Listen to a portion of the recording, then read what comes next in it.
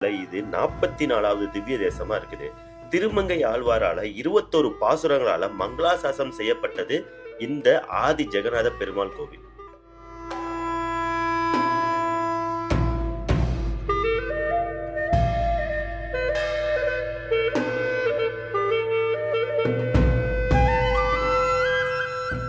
கோவிலோட தலப்புராணத்தை பார்த்துட்டு பாண்டிய மன்னர்களுக்கும் இந்த கோவிலுக்கும் என்ன சம்பந்தம்னு பார்க்கலாம். இந்த கோவில் ராமாயணத்துக்கும் முற்பட்ட காலத்தை சேர்ந்ததா சொல்லப்படுது. ராமரோட தந்தை தசரதர் குழந்தை வரம் வேண்டி இந்த கோவில்ல யாகம் வளர்த்ததா சொல்லப்படுது.